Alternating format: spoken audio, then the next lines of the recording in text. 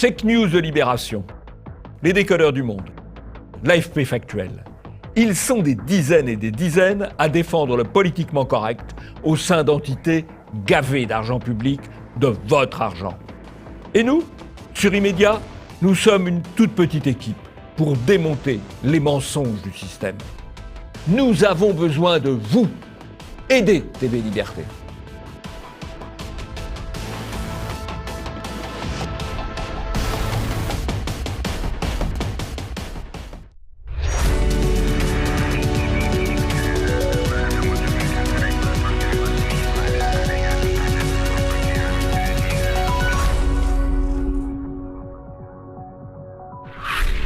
Bonjour à tous et bienvenue dans ce nouvel Immédiat. Avec moi pour commenter l'actualité médiatique de la semaine, Jean-Yves Le Gallou. Bonjour Jean-Yves. Bonjour Nicolas. Avant de vous présenter le sommaire de cette émission, merci à vous tous d'avoir partagé en masse la vidéo « J'accuse » de Jean-Yves Le Gallou sur la page Facebook de TV Liberté, qui a été vue plus d'1 700 000 fois, donc c'est un très gros score, merci à vous. Schiappa chez Hanouna mélange des mauvais genres. C'est l'actu médiatique de la semaine. Marlène Schiappa sera ce vendredi dans l'émission de Cyril Hanouna, Balance ton poste. Elle animera un atelier avec des gilets jaunes dans le cadre du grand débat national. Un mélange des genres qui a provoqué de vives polémiques chez les journalistes. Les médias face à l'examen de confiance. Avec la crise des gilets jaunes, les médias semblent avoir définitivement perdu la confiance des Français. Certains tentent de comprendre les raisons de cette rupture. Pas évident que les résultats soient probants. 10 années de bobard médiatique, ça se fête. La cérémonie des Bobards d'Or arrive à grands pas. Organisée par la fondation Polémia, elle récompense les plus beaux bobards médiatiques. Cette année, c'est la 10e édition de cette prestigieuse cérémonie. Et vous retrouverez votre zapping et les tweets de la semaine.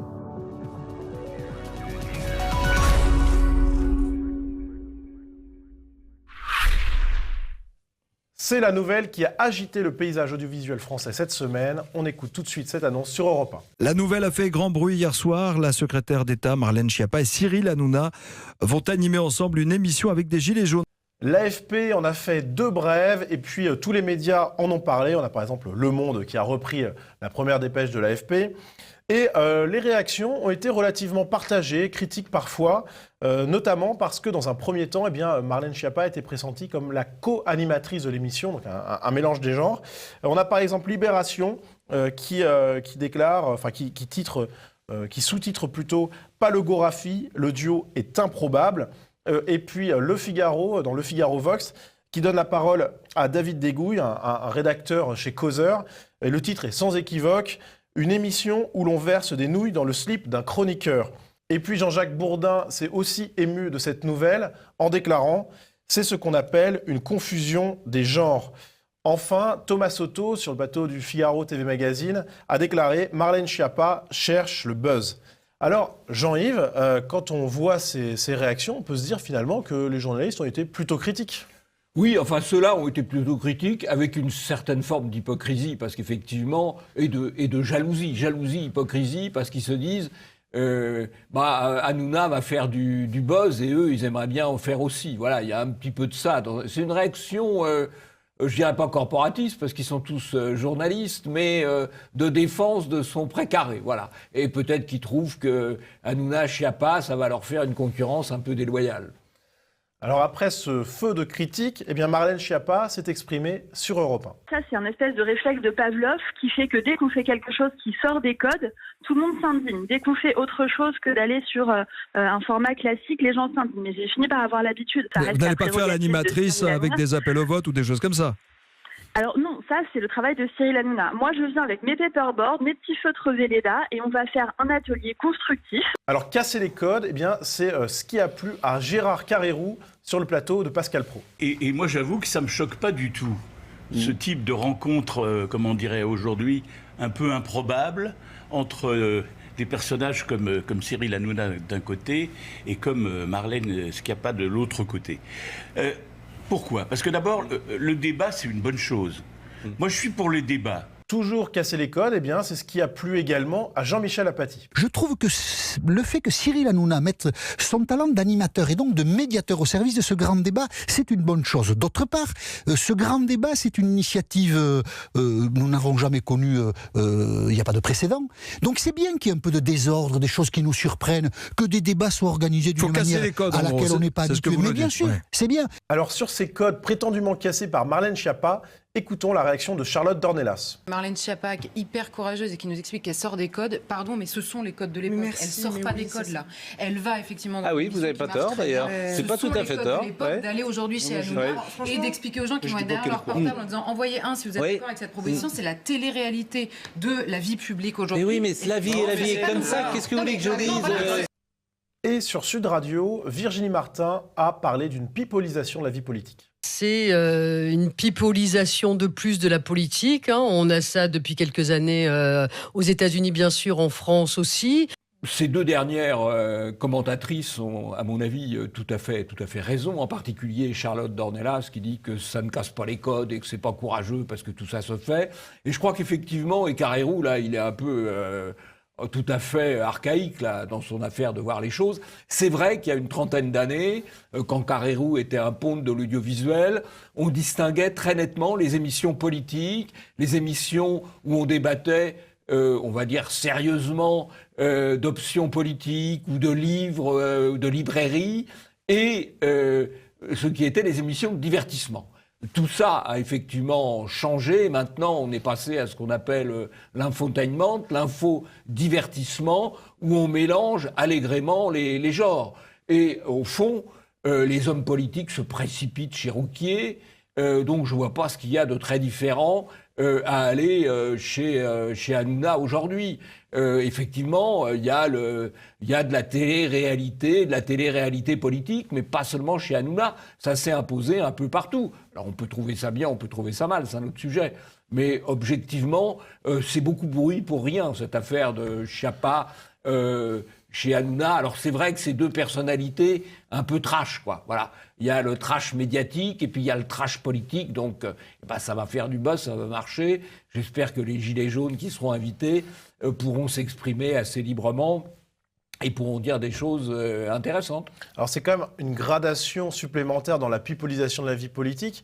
Juste pour rebondir sur cette chose-là, écoutons Philippe Bilger qui parle de ce sujet. C'est très dangereux, Pascal, tout de même, parce que lorsqu'on conjugue le divertissement et la politique, en général, c'est la politique qui se met au niveau du divertissement et pas l'inverse. Oui, enfin, pipolisation, tout ça, c'est bien gentil, mais elle est à sa place, là, chez Hanouna Schiappa. C'est une candidate, ça pourrait être une excellente candidate de télé-réalité, peut-être mieux que ministre, d'ailleurs. Alors, vous parlez de télé-réalité, finalement, c'est vrai qu'elle a peut-être le niveau, bon, c'était en direct, donc elle a dit ça sans trop le savoir, mais c'est assez amusant.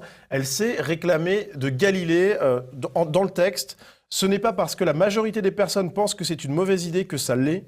Je vous rappelle que Galilée était tout seul face à la majorité pour dire que la Terre était ronde et qu'elle tournait. C'est un beau patronage. Ah, c'est un très haut patronage. On abuse beaucoup d'ailleurs de Galilée parce que, au demeurant, le fait que la Terre tournait autour du Soleil, on le savait déjà depuis Copernic, c'est-à-dire 70 ans avant, et peut-être encore avant. Quant au fait que la Terre était ronde, alors ça c'est pas Galilée qui l'a dit, parce que quand Christophe Colomb est parti découvrir les Indes en partant à l'ouest, c'est qu'il savait bien que la Terre était ronde, et en plus... Si encore il y avait pu avoir un certain doute, l'expédition de Magellan en 1521-1522, donc plus d'un siècle avant Galilée, a fait le tour du monde. Donc il faudrait quand même qu'elle révise un petit peu ses cours, là. Passons au zapping.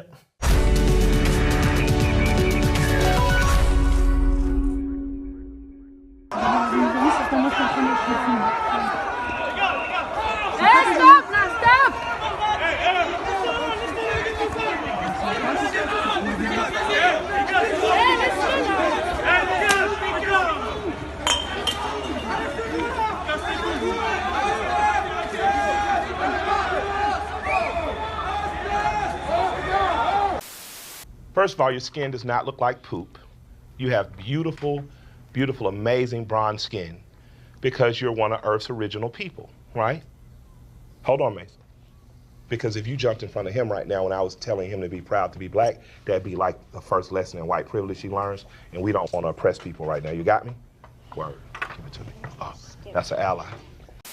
Une grand-mère de 80 ans qui s'est fait agresser à son domicile et, pardonnez-moi si je suis triviale, s'est fait sodomiser par un Algérien qui était en situation irrégulière sous le coup d'un arrêté de reconduite à la frontière et qui n'était jamais reconduit à la frontière.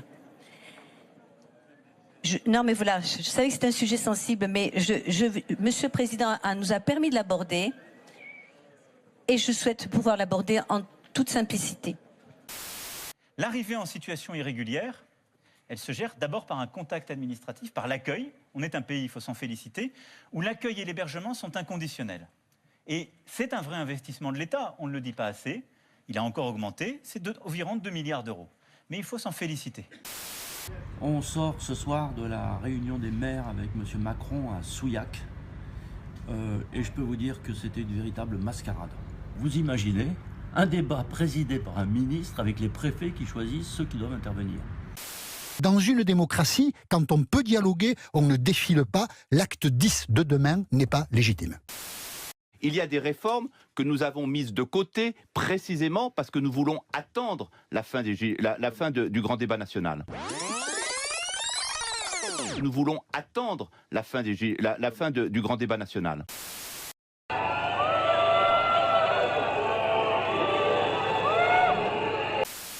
Quatre personnes ont été frappées violemment à la vision.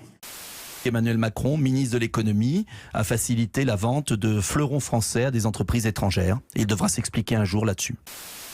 Mais on a surtout ressenti un sentiment qu'on n'était pas écouté et que les gens perdaient vraiment patience et qu'ils voulaient passer à plus, en fait, garder les manifestations déclarées pour les gens qui étaient assez fragiles, les handicapés, les personnes âgées, tout ça, mais voulaient faire plus, faire des nuits, des 24 heures, des 48 heures, pour vraiment être entendus une bonne fois pour toutes, parce que les Gilets jaunes ont le sentiment de ne pas être du tout écoutés. Il y a donc de moins en moins de naissances. On n'a plus le temps de faire d'enfants en France. D'ailleurs, vous qui nous regardez en ce moment dans votre lit, pour relancer la natalité, nous avons invité ce soir notre Miss France. Ça devrait vous donner des idées. Voilà.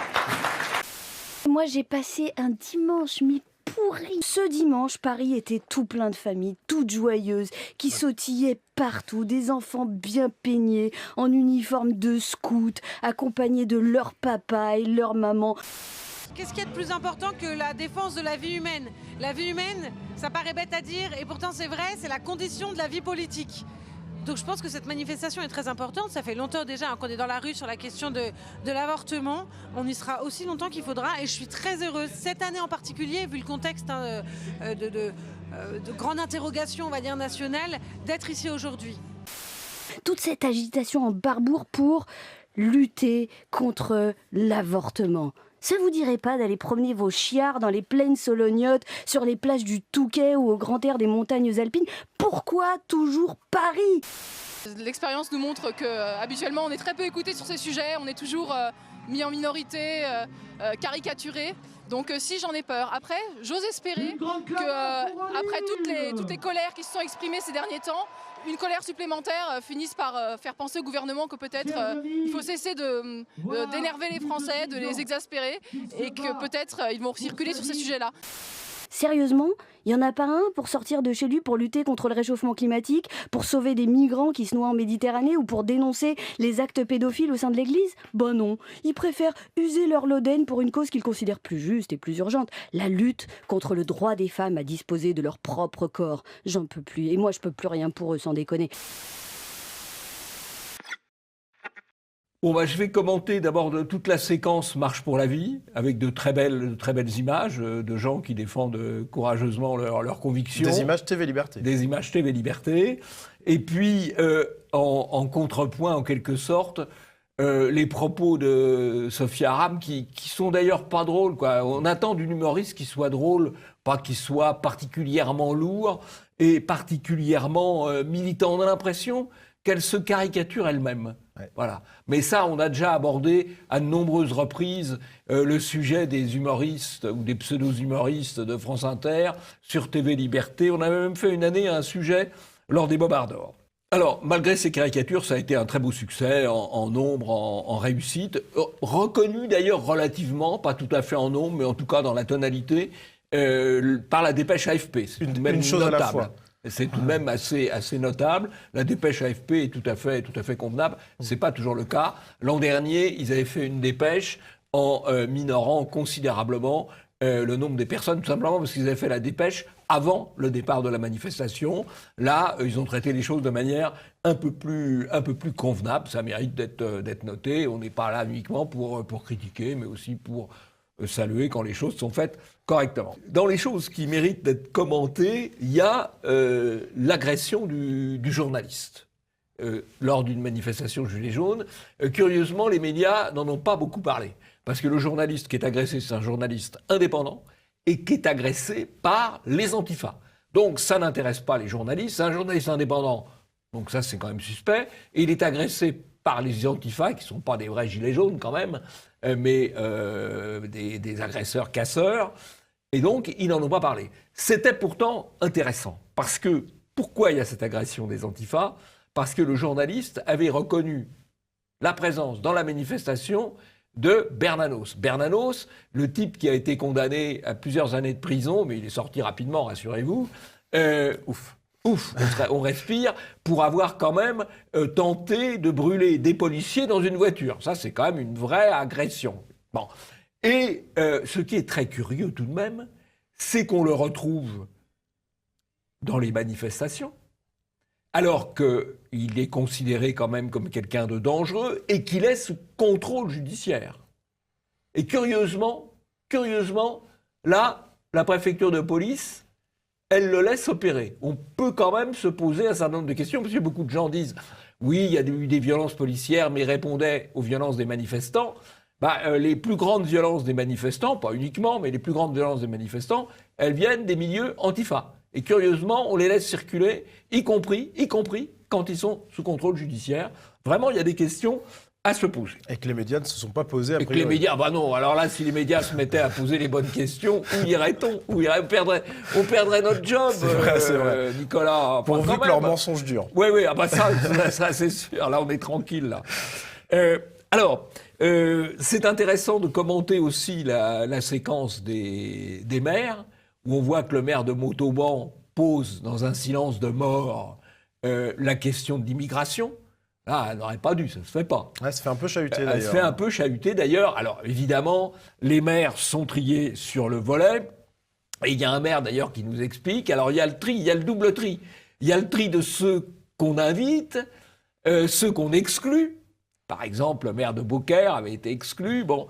Et puis, il y a ceux à qui les préfets passent un petit coup de fil en disant « Écoutez, monsieur le maire, ce serait très bien que vous puissiez poser une question au président de la République. » Donc, il y a une sélection, exclusion, sélection et sélection de ceux qui posent des questions. C'est vraiment ce qu'on appelle un débat passionnant.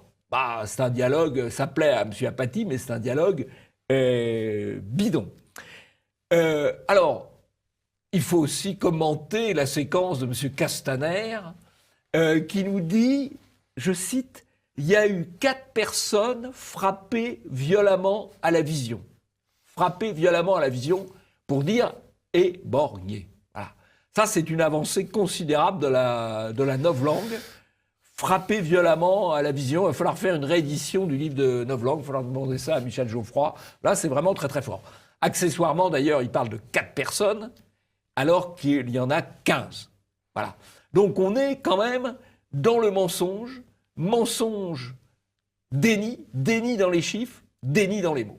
Eh bien, justement, ce déni, c'est ce qui a pu amener certains médias à se remettre en cause. C'est ce que nous allons voir tout de suite dans le deuxième sujet.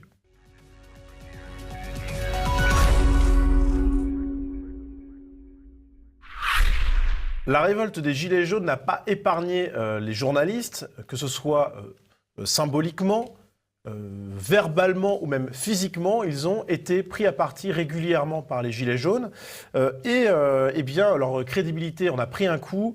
Un sondage publié ce jeudi par La Croix donne encore des chiffres très compliqués pour les médias, avec près de 70% des Français qui considèrent que les journalistes ne sont pas indépendants par rapport au pouvoir, et des taux de confiance dans les médias qui baissent énormément, moins 6% pour la radio, moins 8% pour la presse écrite, et moins 10% pour la télévision, avec respectivement 50% de confiance dans la radio, 44% dans le journal papier et 38% dans la télévision.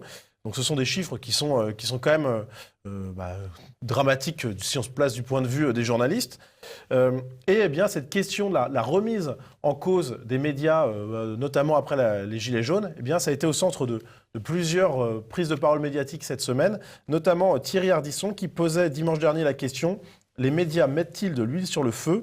Et on note notamment une adresse de Michel Onfray envers Jean-Michel Apathy, qu'on va écouter tout de suite. Donc je trouve juste qu'il y a un moment donné, vous devriez pouvoir, les journalistes, effectivement, quand vous avez dit le bien, le mal pendant un quart de siècle, accepter que des gens dans la rue vous disent « Ah, on vous voit, vous qui nous donnez des leçons depuis tant d'années, eh bien, on a deux ou trois choses à vous reprocher. » Quand effectivement les gens ont constaté que ça ne marchait pas, cette presse-là, une presse subventionnée, une presse qui dit toujours la même chose, une presse qui insulte les gens qui ne défendent pas l'idéologie dominante, qui les traite de nationaux-socialistes, etc. Que font les gens? Ils vont grappiller sur Internet. Il a presque tout dit.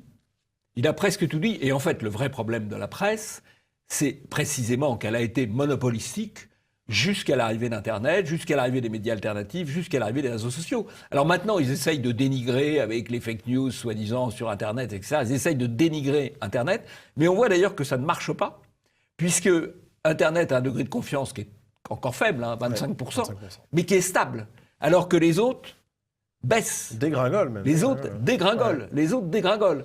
Et donc, on voit bien que leur attaque d'Internet ne marche pas parce que ça ne les crédibilise pas. Ils essayent de décrédibiliser la concurrence, mais ça ne les crédibilise pas. Et évidemment, à chaque fois qu'il y a des événements importants, ils sont décrédibilisés, puisque les gens voient la différence entre ce qu'ils disent et ce qu'ils vivent. C'est particulièrement vrai pour la crise des Gilets jaunes. Et sur son blog, Yvan Rioufol évoque également cette remise en cause nécessaire, selon lui, des journalistes. Dans un article intitulé « Oui, les journalistes ont des comptes à rendre », il écrit « Les raisons de la défiance contre les médias et leur suivisme ne peuvent se réduire à des attaques contre la démocratie, comme le soutient le discours gouvernemental.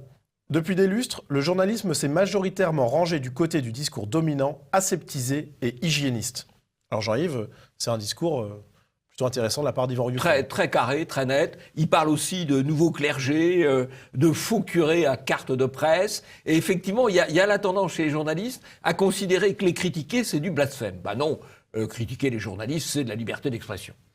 Et justement, cette volonté d'accepter la critique et même de s'autocritiquer, eh bien, c'est l'objet d'un article de Libération qui est assez passionnant à lire.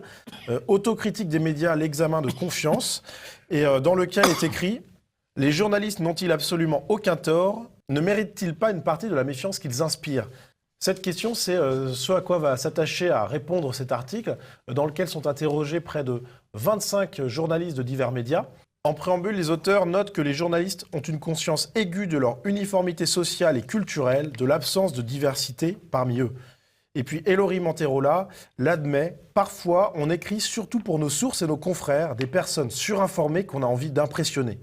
Brice Couturier, chroniqueur sur France Culture, déclare « Au lieu d'expliquer, on souffle sur des clivages idéologiques faciles. » Une journaliste d'un hebdomadaire confie « La façon dont beaucoup de journalistes se placent au-dessus des petites gens me choque. » Et enfin, Élodie Safaris, une ex-d'ITélé, explique « Les gens que j'y ai rencontrés dans les médias étaient souvent de gauche, un peu molles, rarement de gauche ou de droite radicale. Dans les moments d'élection, on voit que tout le monde a un peu les mêmes idées. » Alors, Jean-Yves, on a un article de Libération qui est plutôt intéressant, il faut le dire, et qui tend à montrer que les journalistes commencent à se poser des questions sur eux-mêmes et la perception que le peuple a d'eux, tout simplement. Oui, je crois, je l'ai dit tout à l'heure, ils ont perdu leur monopole, et à partir de là, ils sont exposés à la concurrence, à la critique.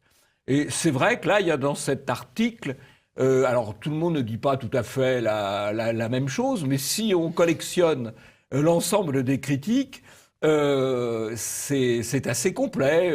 Ils sont partiaux, ils sont pontifiants, ils sont intolérants, ils sont incultes, enfin, ou en tout cas... Ils le disent pas eux-mêmes comme ça, mais... Ah bah si, quand même, Polony dit... non, elle dit pas qu'ils sont incultes, elle dit ils ont un problème de culture générale. Oui, c'est vrai. Bon, c'est pas le cas de tout le monde aussi, mais c'est souvent le cas.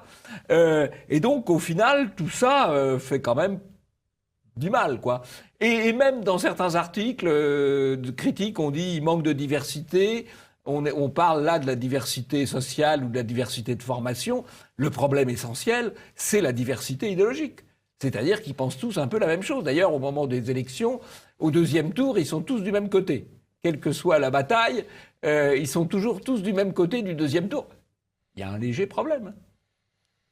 Effectivement. Voilà. Mais ils commencent à se poser des questions. Alors moi, je vais vous dire, Nicolas, moi je suis soucieux d'aider les journalistes. Je suis soucieux d'aider les journalistes et je les invite à venir à la cérémonie des Bobards d'Or pour voir les critiques légitimes qu'on peut leur faire pour qu'ils s'interrogent sur la manière dont ils exercent leur métier. Et ils passeront un bon moment. Ils passeront un bon moment, c'est quand même une cérémonie humoristique. Ouais. Et s'ils viennent, ils seront très bien accueillis. Avec le tapis rouge. Voilà, avec le tapis rouge, tout à fait. En attendant... Enfin, pas trop quand même. Parce que, non, pas trop quand même. En attendant... Mais ils seront bien accueillis. Peut-être pas le tapis rouge, le tapis jaune peut-être. Oui. Ah, peut-être. Peut-être. Donc en attendant de parler des bobards, eh bien, place au tweet.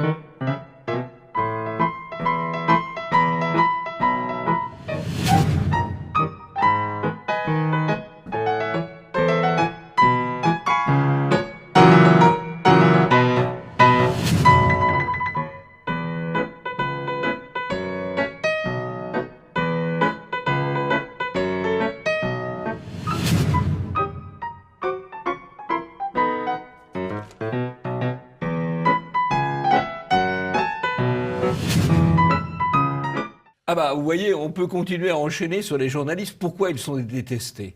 Eh bien, vous avez cet article absolument extraordinaire, hallucinant, des dernières nouvelles d'Alsace, où on dénonce sur plusieurs colonnes un professeur d'histoire à qui on n'a rigoureusement rien à reprocher professionnellement, sauf qu'il a un engagement associatif au bastion social. Et tout l'article est fait pour que cette personne à qui on n'a rien à reprocher perde son emploi.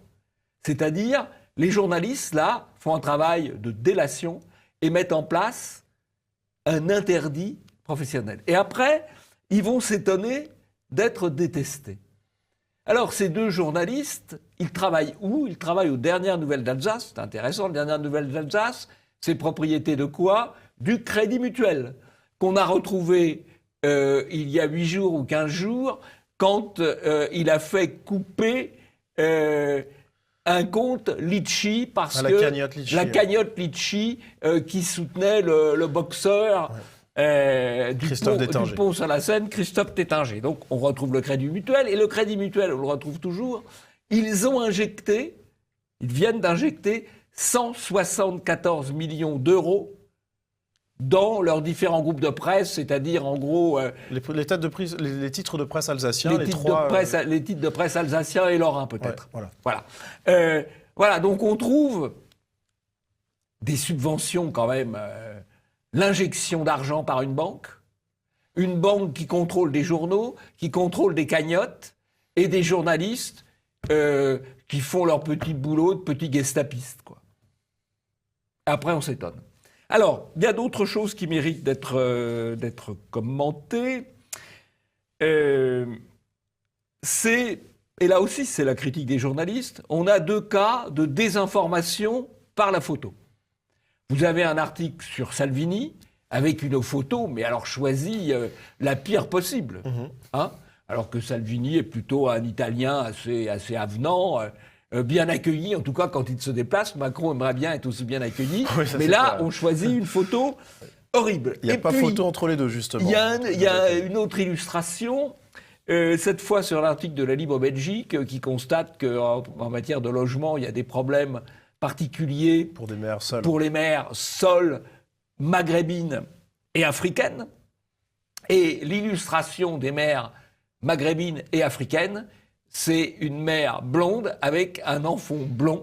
Alors là, on est aussi dans la désinformation par la photo, peut-être avec une arrière-pensée certainement émotionnelle. Et après, on s'étonne qu'il y ait dans les manifestations de Gilets jaunes une grande pancarte « Journalistes, apprenez à compter et regardez RT, Russia Today ». C'est assez drôle, mais on voit à travers tous les tweets qu'on a choisis, enfin qu'on a trouvés, hein, que le problème des journalistes, il n'a pas fini de se poser. Eh bien, la défiance envers les journalistes n'a pas fini d'exister.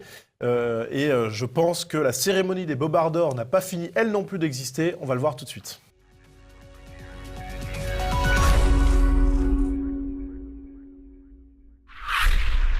C'est donc la 10e édition des Bobards d'Or. Ça aura lieu au théâtre du Gymnase lundi 18 février dans la soirée. Jean-Yves Le Gallou, du coup, pour cette 10e édition, qu'est-ce que nous réservent les Bobards d'Or ? Toujours de très bons candidats. Et cette année, il y aura 3 votes différents. Il y aura le vote pour le Bobard d'Or général, on peut dire. Il y aura le Golden Bobard, qui distinguera les meilleurs des informateurs sur la politique étrangère, sur la politique internationale, sur ce qui se passe à l'extérieur de la France. Et puis, il y aura le Bobard Gilet jaune. Le Bobard Gilet jaune qui va distinguer le meilleur Bobard à l'occasion de l'affaire des Gilets jaunes. Alors, il y a quand même le choix. Hein. Oui, il y en a eu. Il y a le choix, il y a Bobard Photoshop. Quand une chaîne de télévision a supprimé une pancarte qui lui a paru malveillante vis-à-vis du président Macron. Il y a le Bobard Travaux publics, quand une autre chaîne a expliqué que 100 mètres des Champs-Élysées avaient été dépavés par les manifestants, alors que c'était tout simplement pour installer une piste cyclable chère à Madame Hidalgo. Il y a le Bobard Faux Drapeau. Alors là, il y a eu plein de drapeaux qui ont été imputés à l'extrême droite, y compris le drapeau Picard, le drapeau à Croix-de-Lorraine et que sais-je encore. Le Bobard Calculette, où là, c'est assez classique, on a divisé par 5 ou 7 le nombre des manifestants. Et puis, ce qui est peut-être un peu plus grave, le Bobard Madame la Marquise, tout va bien Madame la Marquise, où on a expliqué, là aussi sur une grande chaîne de télévision, TF1 je crois, qu'il n'y avait jamais eu aucun blessé parmi les manifestants, alors qu'on n'en compte jamais qu'une centaine de blessés graves. Voilà.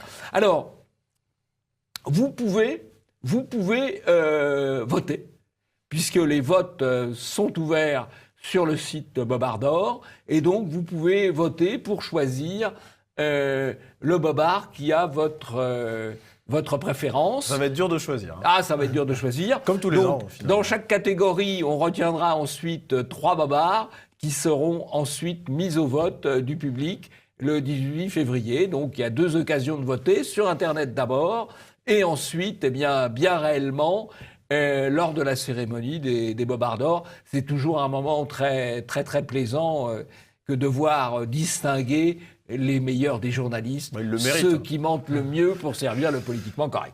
C'est toujours ardu, effectivement, chaque année de départager les candidats. Donc, pour résumer, 3 catégories. La catégorie Bobard France, classique. La catégorie Bobard Gilet jaune. Et la catégorie Golden Bobard à l'international, où là aussi, j'ai la primeur d'avoir les Bobards sous les yeux. Il y a vraiment de quoi faire. Jean-Yves, ça va être la fin de cette émission. Est-ce que vous avez un coup de chapeau ? Un coup de chapeau que je fais régulièrement, je serais tenté de dire presque tous les 2 mois, à chaque parution d'éléments. Il y a un nouveau numéro d'éléments qui est en kiosque, c'est toujours de qualité. aussi remarquable. Je ne peux pas vous en montrer un là parce que celui que j'avais prévu a disparu parce que c'est quelque chose qu'on s'arrache. Victime de son succès. Victime de son succès, donc je ne peux pas vous le montrer, mais les images seront incrustées, bien sûr. Il y a 2 grands thèmes, et puis il y a beaucoup d'autres choses qui sont tout à fait intéressantes, mais il y a 2 grands thèmes. Il y a une réflexion sur les gilets jaunes, et il y a aussi un grand reportage sur l'Italie, sur Salvini, sur Casapound, sur la Ligue, vraiment très très intéressante. Et il y a aussi un article que je voudrais signaler parce qu'il est particulièrement profond. C'est un article de Guillaume Travers qui réfléchit sur les inégalités, l'explosion des inégalités dans le monde. Et il démontre que la cause de l'explosion des inégalités, c'est l'abolition des frontières pour le capital, l'abolition des frontières pour le travail, l'abolition des frontières pour les très riches, mais aussi pour les très pauvres, avec le phénomène de l'immigration. Et donc, c'est cela qui explique l'explosion des inégalités dans le monde, mais c'est assez bien argumenté dans cet article dont je recommande la lecture. Eh bien, c'est la fin de cette émission. Merci à tous de l'avoir suivi. N'hésitez pas à envoyer à l'adresse mail qui s'affiche sur vos écrans vos ressentis sur l'émission, vos conseils et puis votre veille médiatique, bien sûr. Jean-Yves, je crois que vous avez un dernier mot. Eh bien oui, n'oubliez pas de faire votre devoir électoral et de voter sur le site Bobardor pour les meilleurs bobards. Jean-Yves, j'aurais bien aimé vous dire la semaine prochaine, mais c'est Michel Geoffroy qui sera à votre place dans quelques jours. Mais on vous retrouve évidemment dans 2 semaines pour un nouvel immédiat. Bien entendu.